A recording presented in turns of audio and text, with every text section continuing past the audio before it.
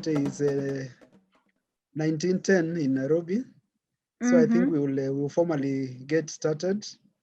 And I think the question you've posed is maybe also the question that the delegates present are also asking, what is this Unconference?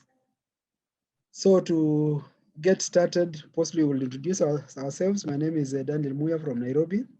I have the privilege of hosting this Unconference this evening. We have close to 50 minutes just to figure out what we need to discuss going forward. And with me, I have wonderful co-hosts, Olga. You could introduce yourself, and Dinara. Start with Olga. Thank you, Daniel. I'm very nice to see you all, and we began our conference. Too don't know what is a form of chat, and it's very interesting for me to take part with you after that very warm and very interesting day. Today will be very many interesting session, and I'll be on few of I'll be on 3 sessions, and it will be very, very interesting. And the last session will be for me very excited because it we have a global theme. This theme was about climate and about ecology, and I think it is very interesting. And every man on our world thinking how one time of his life about changing on climate, and it's trouble for all of us. And I want to begin this theme for you. Maybe you will have a good chat. Thank you very much. So now we just to indicate that we are recording the session, and so in the event you have any challenges, I mean you wouldn't want to be part of the record, maybe we suggest that you can turn off your video. Otherwise the session is being recorded, and so by keeping your videos on, then we will take it that you are in agreement with the recording. And welcome on board. Welcome, Anna. So great to see you today. Thank you, Daniel. It's been another really great day. I can't believe this is the end of day 2. Yeah. It's like running a marathon from your chair, isn't it? Well, it's an experience, and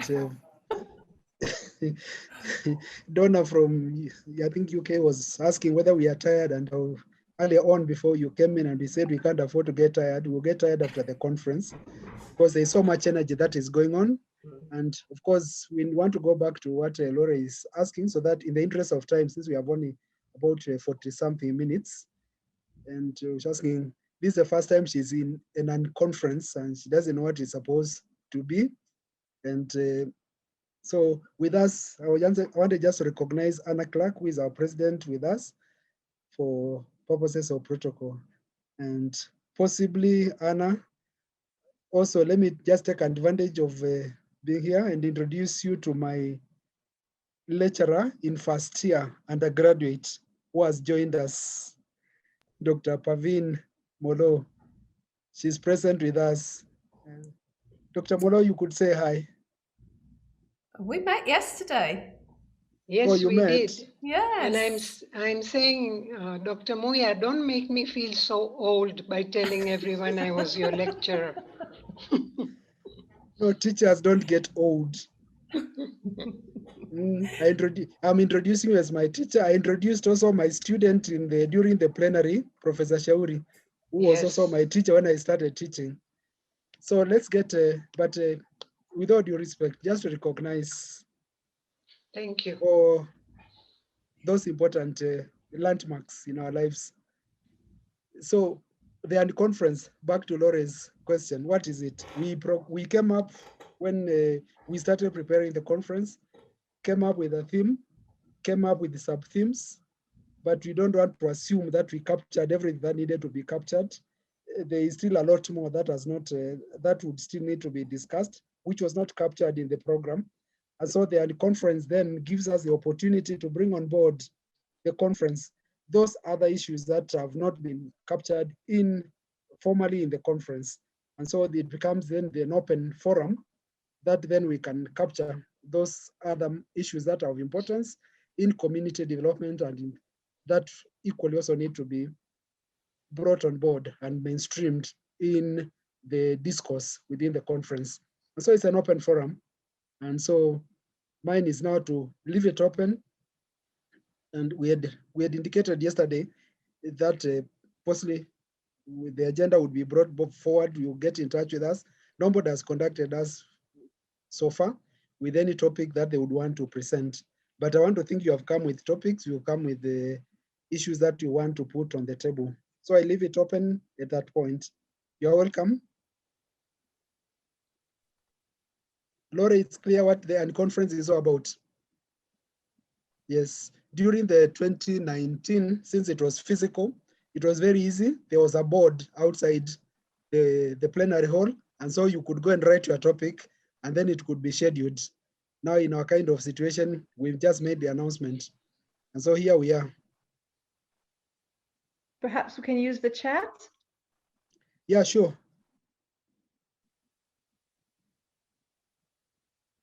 You could use the chat. You could also just start shouting as the first one. It's easier. Do you want all of us to think of something and then we can see if there's any common themes?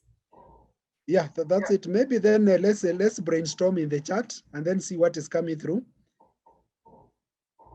Okay, and the challenge is that we all have to do to share something.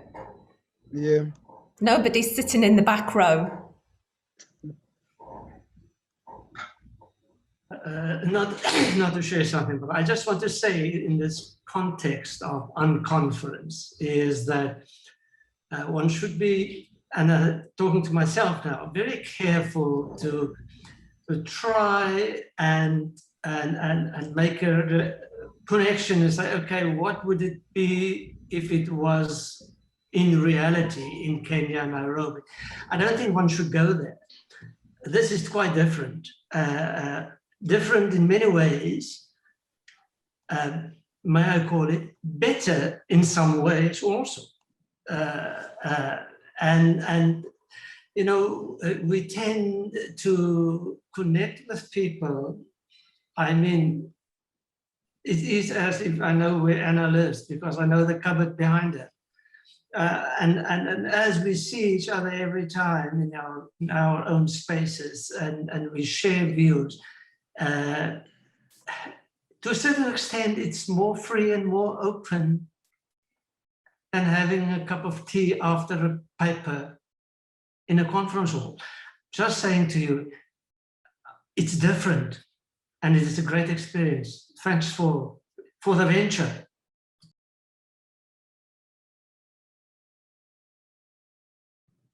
Thank you, DeWitt, for the conference. I mean, for the comment. This is it. But so far, we already have two suggestions.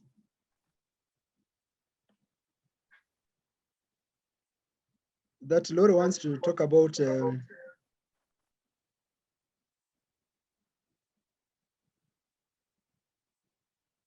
Sonia wanted to talk about learning circles. And Laura wants to talk about intercultural community development.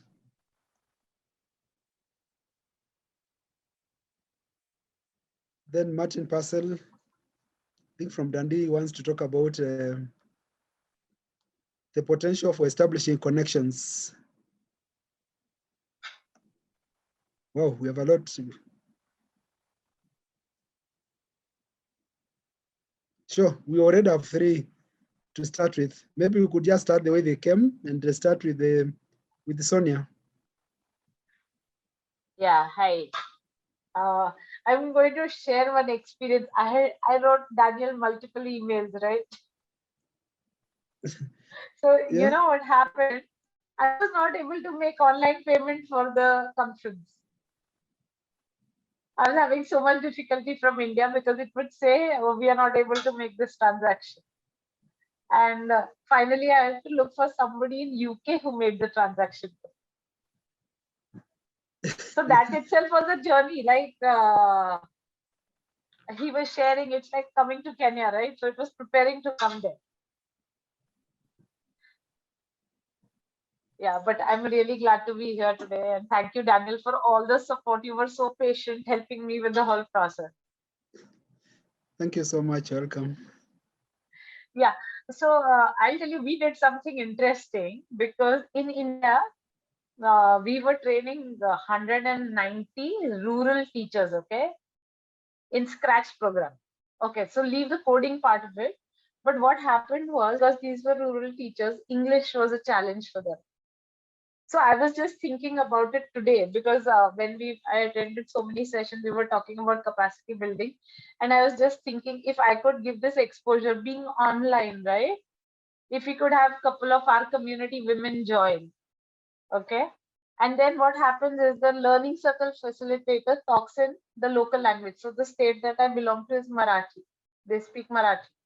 So if Daniel is talking, and we are playing the video, and in the breakout room I can translate, so we can have access for all our resources for, you know, right down to the grassroots communities. So this was something that we used for a very different kind of a training program where we had learning circle facilitators who took recordings of sessions. So they were known as knowledge assimilation sessions. So like if I think that, you know, we have some interesting learnings from our conference, we can play that on YouTube, okay, in our Zoom meetings back here. And these resources can be used so well even after the conference. So this is one of the advantages I see of being online. So I just thought I would share this with all of you. Thank you.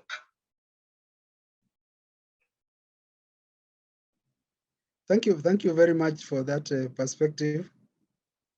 Great. So the next person can take also another maybe three or so minutes, and then we move on. Intercultural community development. Glory, like 3 minutes. It's not so much sharing experience as, well, I would like to hear input actually from people who have experience in intercultural community development, working with different ethnic groups, because it's something that is not very commonly studied in the French literature. And as I was saying in the chat, I think we really need an approach at the moment that really specifically focuses on mediation. So I would be very happy if anyone has an author or an article or experience to share about this, that we can get inspiration from here. That's it. Okay, thank you, Lori. That's an invitation to contribute to the understanding how to manage in the ethnic and cultural relations. Of course, we have seen what has happened in France from time to time as ethnic issues come on board, and also interracial issues come on board. Maybe some contribution to what Lori is inviting us to.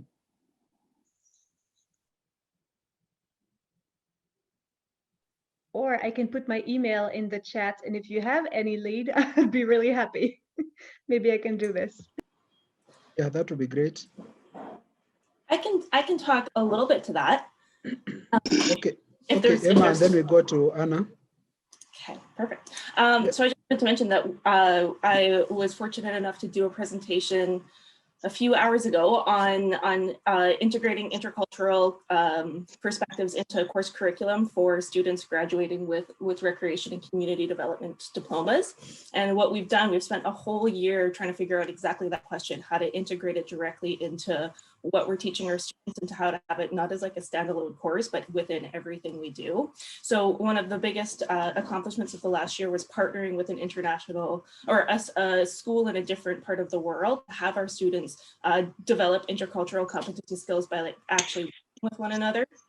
and learning from one another. And we've also been working within our institute to develop a citation, almost like a certification that the students will leave with that goes through inclusion, diversity, how to be tolerant and accepting, tolerance the wrong word, how to better understand and approach inclusive and empathetic perspectives in the workplace. So I'd be really happy to connect and talk further about that. Okay, Wonderful. Thank you, everyone. Yeah, so I'd like to comment on that. I agree with you, Emma, and I think, Laura, the ethnical issue, it seems to be as if in all our deliberations and presentations, we have this thing of a common community development vision that encompasses all communities, all countries, all everybody, international community, and so forth. The Armenian presentation a few moments ago was absolutely fired me up again. And just understanding the diversity and reality of ethnicity. And I think when we talk community development within ethnical realities, we are actually in the end talking about lowering, and I think it was now Emma, you brought it up. We are actually talking about lowering or lift the tolerance levels.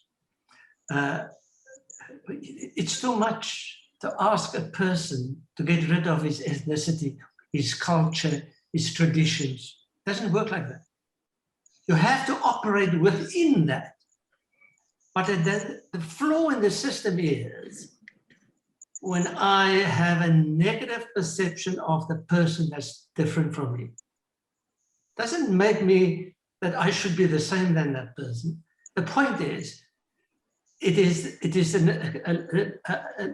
South Africa, we have this problem. We have to heighten, to lift the tolerance levels without discarding each individuality and each group's particularities and each group's cherishable cultural.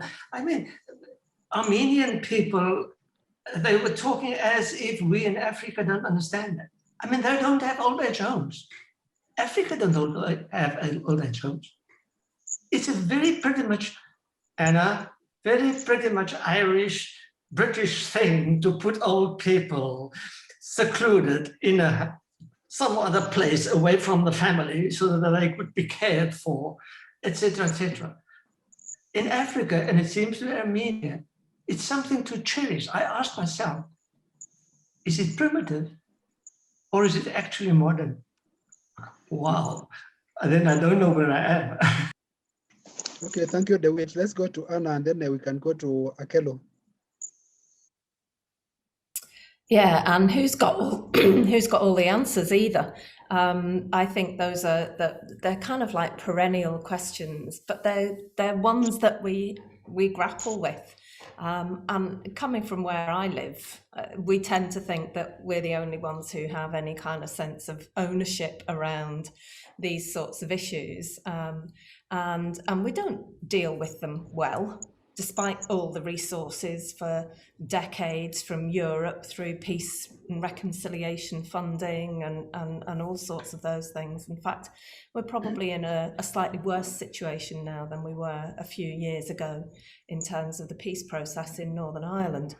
But having said that, and coming back to Laura's kind of point and question at the start, there has been some really good work that has been about, particularly in the context of building what we would have called cross-community relations. And that was really between the two main traditions in Northern Ireland. Now, how you choose to define those two main traditions, or how they choose to define themselves, would be more than just two for a start. So, you know, as Devet has said, there's a huge amount of complexity tied up in all of that. But there has been some good work, and there are some good examples of that in relation to simply trying to create the space and the opportunity that enables people who have been who are from communities that have been so divided that many of them have never actually had contact with the other community, to be able to do that, and to break down some of that not just misunderstanding, but complete misconception of what, you know, the other community is. And even in terms of our education system, there are some really good examples of ways in which that in Northern Ireland people have tried to challenge that. If you're Catholic, you go to those schools. If you're Protestant, you go to those schools. If you don't fall into those two camps, you're either a Protestant Muslim or a Catholic Muslim, because you've got to be one or the other of them, basically. And I'm not exaggerating when I say, you know, that's often how people have been referred to. So short response, Laura. I put a couple of organisations in there. There are others, but if you go onto their websites, you'll find they'll link you into others, and it may be useful, it may not. It's such a complex area, and I'm really glad to know that Devet has paid so much attention to my cupboards. Okay. Okay, thank you, Anna. And I think Emma has also added some more comment about the kind of biases which make us also start drawing lines between ourselves and others, or between one community and the other. And possibly we could also add the prejudices that would also then block us from appreciating what is good in the other community, and then the point at which we can be able then to connect with them and then work as one. So let's go to Akelo, and then we can move on to Martin Parcell's comment. Good evening, colleagues, and I'm happy to share. Actually, I am sharing.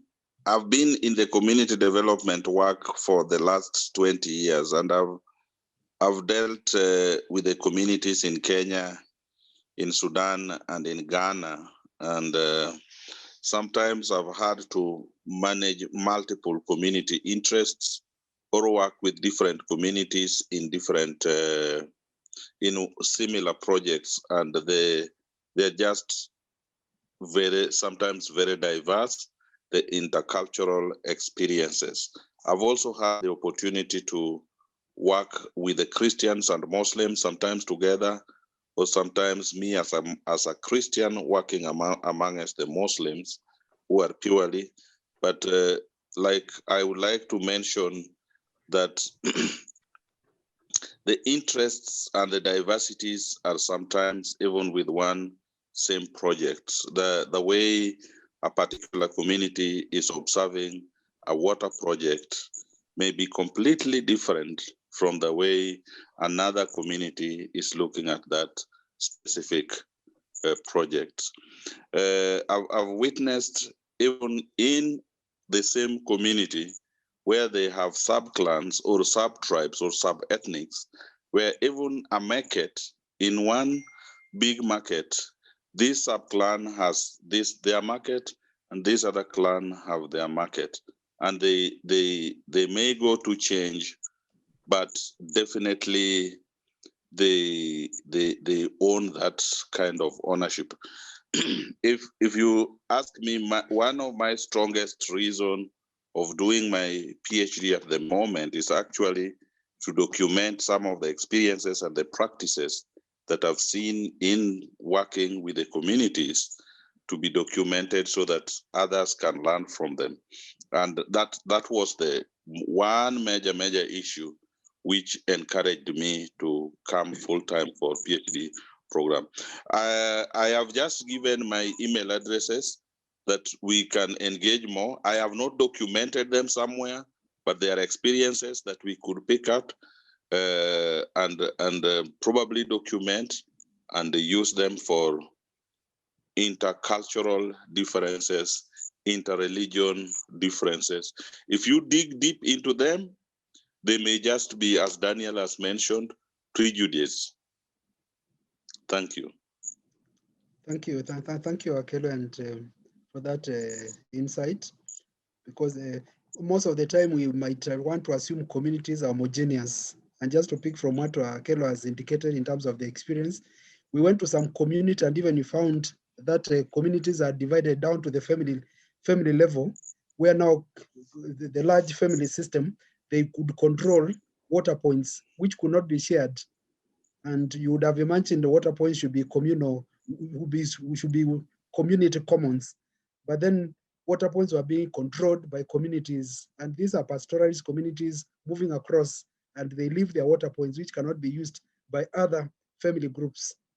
So working with those communities, then you realize they're not as the one community as such. From very far outside, they would look like they're one community, but until you get in, then you find there are so many lines that dividing them. And these are things that then we might want to bring out so that then we can understand how do you break the barriers. And I think Lori and all those interested in that area, already is a lot of resources that are being directed, so that then maybe as we go now to the forward, another body of knowledge can be built around how to break all these barriers, and then we can talk about our connectedness as a human community, as a human society. So let's move on to the interest Martin Parcell was raising. Martin.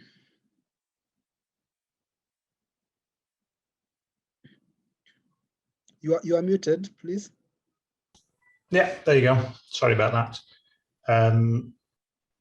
Yeah, this is what I guess what I'm interested in isn't removed a lot from what we've just been talking about.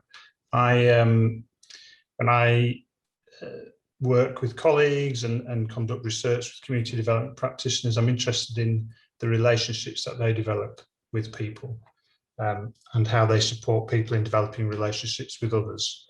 So some of that takes an intercultural perspective, some of it takes an intergenerational perspective. I was arguing earlier today for the importance of bonding social capital between poorer communities and less more affluent communities, because we tend not to make those kind of connections. We tend to lump all poor people together, all disadvantaged people together, all oppressed people together, and we miss an opportunity to develop those connections between different kinds of communities with different lived experiences.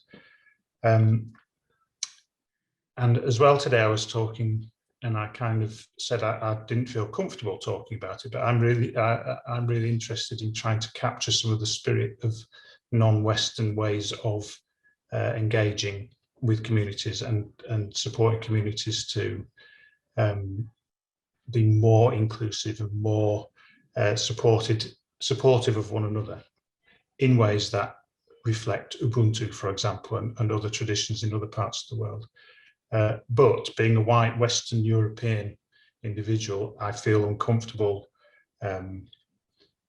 writing about that or promoting an understanding of that unless I'm doing that in partnership with somebody who has much more of a lived experience of that. So what I kind of was floating there was whether or not there are people who would be interested in exploring the commonalities of different ethical traditions, different community traditions from Africa, from Europe, from Latin America, from different parts of Asia, perhaps. Just a thought. Thank you, Martin. Looks like you're already forming a team to work on this, starting from Lori coming to Martin, and then Akelo, who is doing his PhD in this same area. We already have what Martin is raising. If you can form some coalition of sort, possibly you can push that understanding, and then maybe you can share with us downstream what is coming out, and then we can learn how to become better and still exploit the capital that exists in Ubuntu. Thank you very much. Let's go to Colin.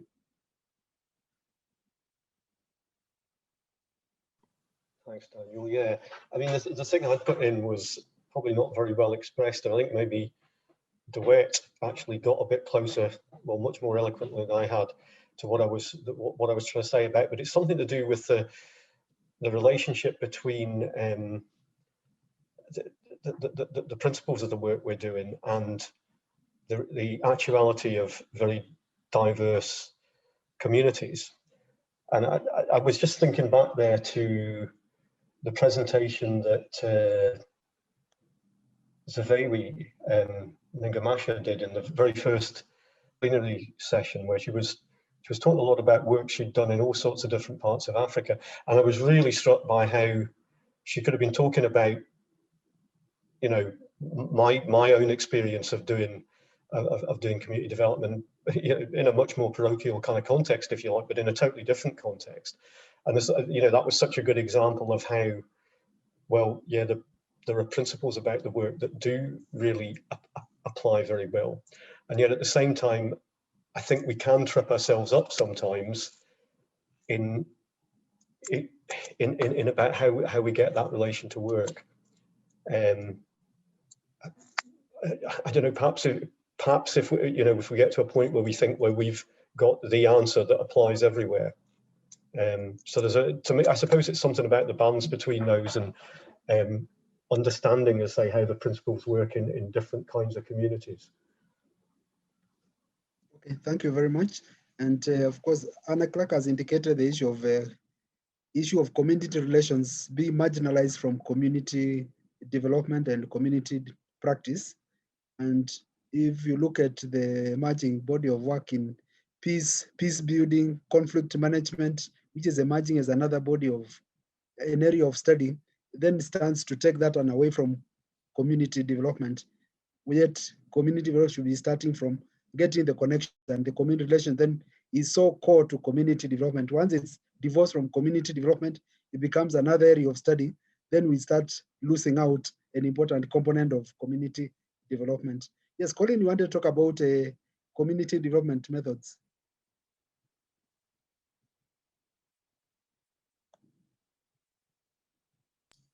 I just want to allude to what Colin said, and Martin, both of you. And there's, when we look at, it seems to be we're very good with defining communities. Who are they, and what is a community? You have communities. Well, nowadays we have virtual communities. This bonding factor. But I read somewhere, I wrote it somewhere, one definition which reflected on the fact that you can only be part of a community if you are yourself aware of that uniqueness. So that definition of me being part of a community should also include, I am aware of my distinction that distinguishes me from another community. Argument's sake, I'm part of an academic community, that's an easy one. When we talk about ethnicity, if you talk about culture, if I don't feel, if I don't have that awareness that I am a Hindu, I cannot be part of that Hindu community.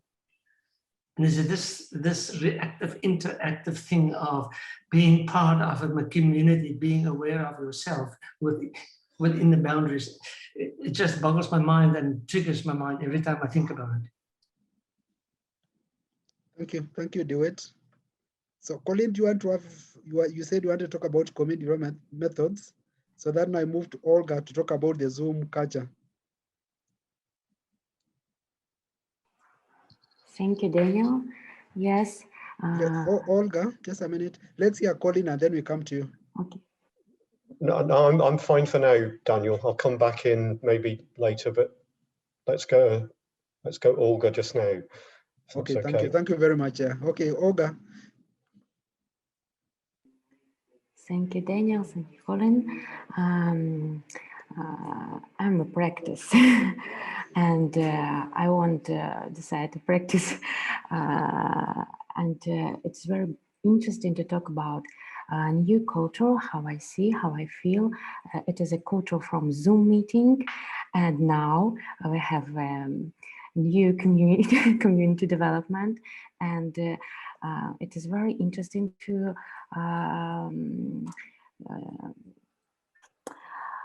think about development of this culture, this internet culture, and after this year, Zoom session, Zoom meeting will very frequency theme for all of us. And I want to talk about this theme, how we can use internet technologies, how we can use it, and what we can know about this. What we want to learn about this culture, about internet technologies, and how we can make a new space, internet space for collaboration, for something new project. For example, now we can do something productive for our session for next day. Thank you, Olga. That's pushing the limits and now making this Zoom meeting and Zoom networking a reality and creating a culture around it. And so that becomes another sub area of study in community development. Any comment and observation from what Olga is challenging us to think about? I think, Chair, if I may weigh in, a very dynamic and present reality is that a community without walls, which Olga is talking about. And we are all gathered here this afternoon or evening or morning, depending where one is logging from. We are creating a community. And I think the net effect of it would be very, very productive if well utilized. Of course, there's some compounding factors that can underpin it. A classical case, recently, we were able to raise $100,000 US dollars within a span of 2 months using local people to build a facility back in our country here. Chair Daniel knows this.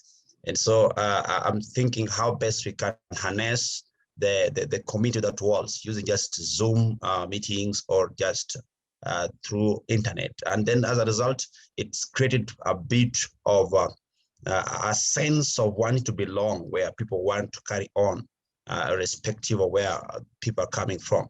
So I think this is another rich deficit area which can be worked on and see. I think many of us were not so much savvy pre-COVID-19, but here we are. It has given us again a point of another learning curve and how best we can harness some community. We can use this to develop our communities and also enhance resilience, connectedness, and even empowerment. So that's what I want to add on that. Thank you. Thank you, Kenyanita.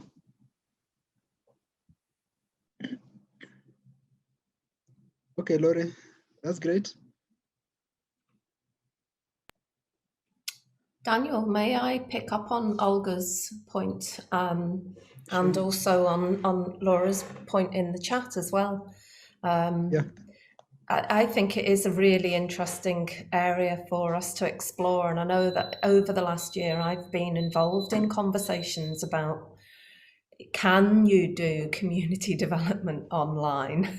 Is it a complete misnomer, the idea of working with communities and then doing it online as opposed to being with the people in the communities?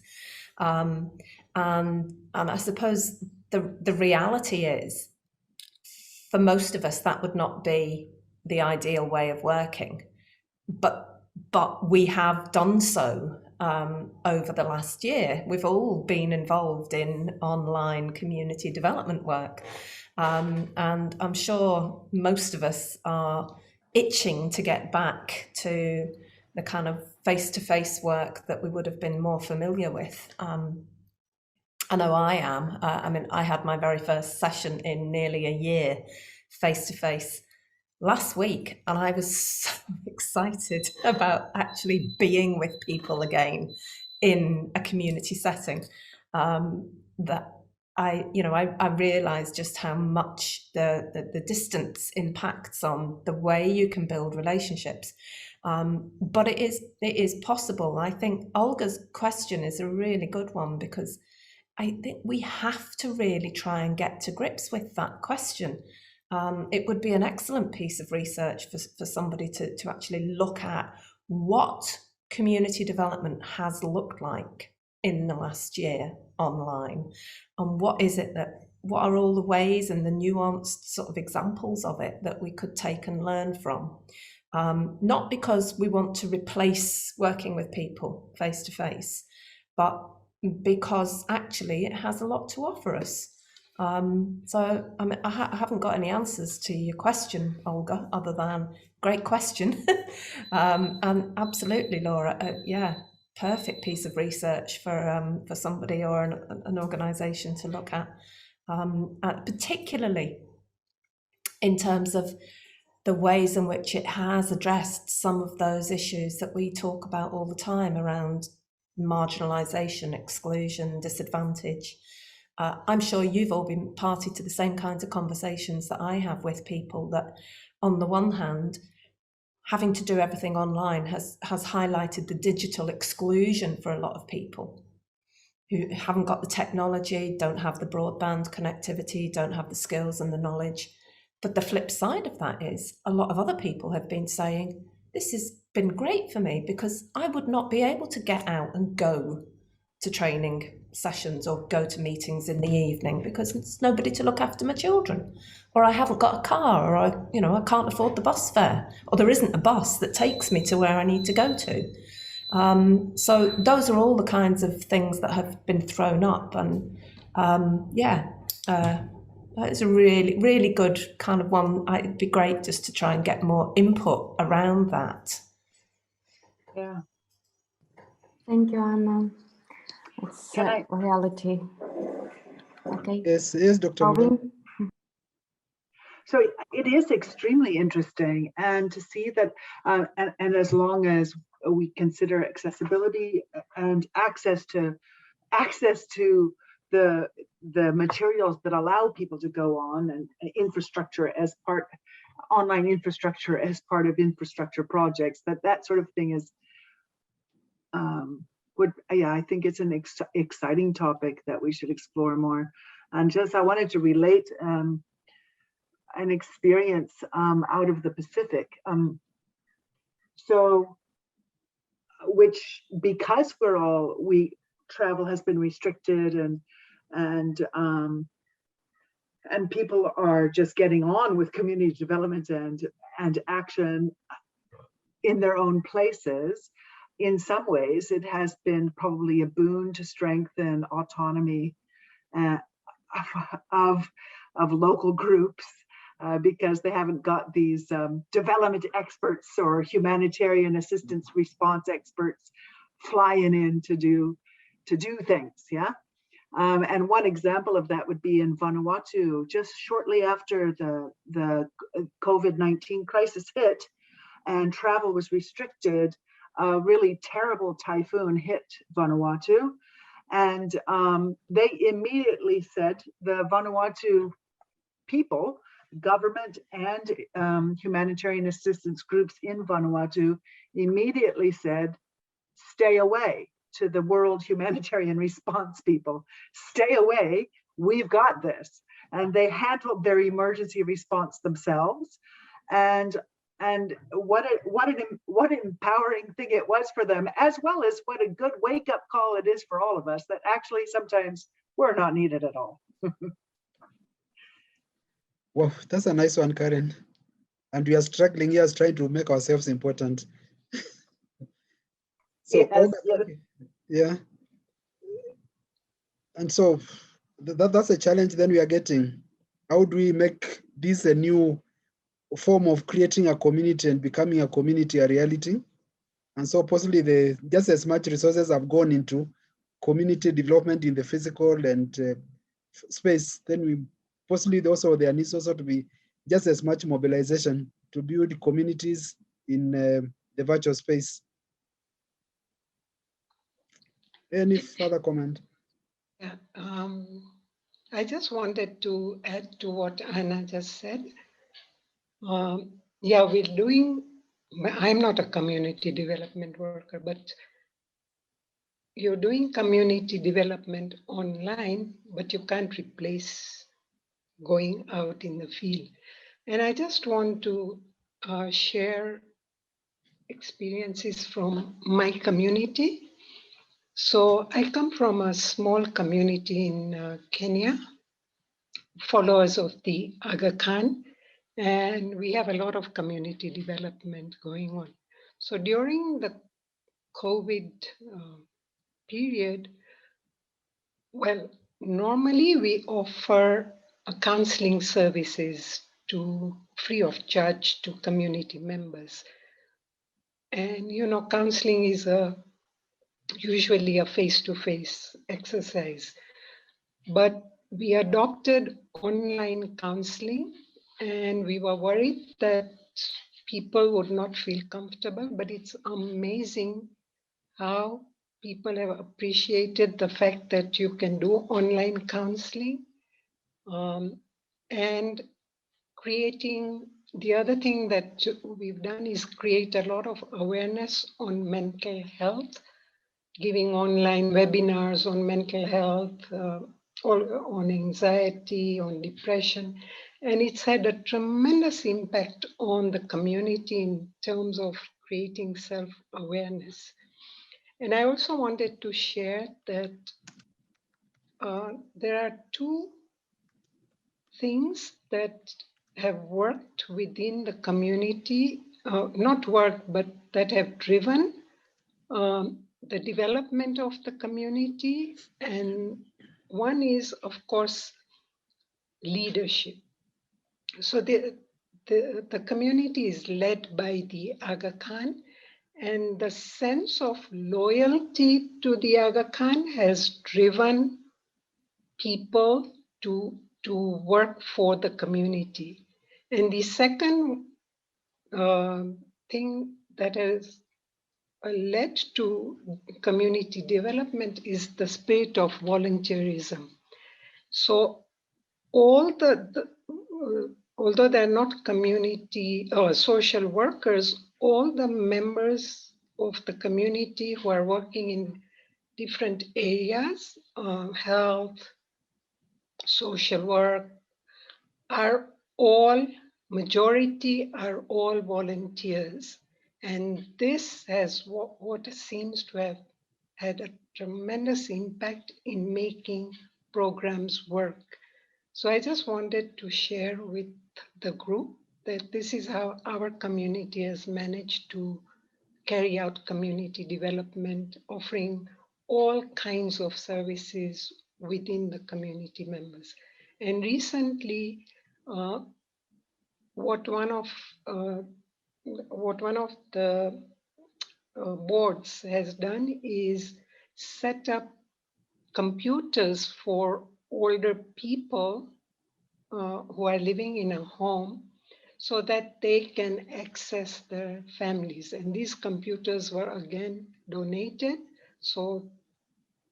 And volunteers trained these older people who can now relate to members of their family without being able to go out and access them. Thank you. Thank you, Dr. Malone. Well, this is our conference. Looks like we should possibly, if it were possible, just continue the discussion.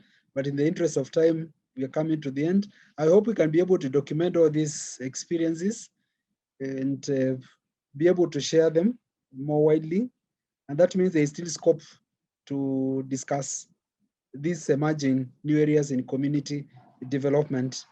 I have 1 minute. Possibly I can give to the last person who would want to comment within that scope of 1 minute as we wind up.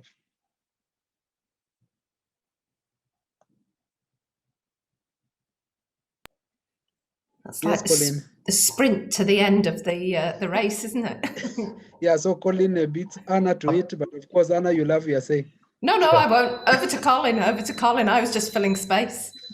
I was just going to say, I've just posted, there was an online initiative that was funded for a few years in a local authority in the north of England called Camoodle.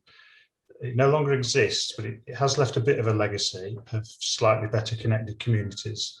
and there may be some archive material that would be of interest to people. Okay, thank you. Mine's just a very quick kind of personal observation, really, that relating to what Parvin was saying about you can't replace the face-to-face contact in community development, and I think that's absolutely true. I'm sure none of us would disagree with that, and I'd certainly miss the kind of the face-to-face. But I think there's all sorts of ways that the online bit can complement that, even when we are to. And just the personal thing that kind of has struck me several times is my hearing's not very good. So I've got good hearing aids, so that's great. But what I notice is that I think it's often easier to pick up what people are saying in an online conversation, particularly because we all we do wait for each other online much more, in a group. We can't help it. And I do it the same as everybody else. We cut across each other, and it can be more difficult to follow. So, I mean, that's just one of, I imagine, 1,001 different little individual things that people have that can make, sometimes it can make the online communication easier. Sometimes maybe something makes it more difficult. But, as I say, I think it's learning how we use the different settings to complement each other that's going to be so important, I think. Okay, thank you very much. And I think Colin's summary makes it all the more poignant that as much as we are living in the physical space, it's also becoming now imperative that we also learn how to become communities in the physical space, because it's a new reality, and equally we are still able to reach out and address the concerns of all of us in the physical space and also in the virtual space. So can I be allowed now to bring this to a close, and thank you all for this wonderful discussion, and hope that we'll be able to continue to develop these new areas that are coming up. And I'm already seeing some promises of PhDs in some of these areas we discussed. Thank you very much, and let's continue enjoying the conference. Thank you, Daniel. Thanks. Okay, Thanks, bye-bye. everybody. Very much. See you Bye. tomorrow. See you tomorrow. Bye-bye. See you See tomorrow, you guys. tomorrow. Bye. Okay, Bye-bye. bye-bye.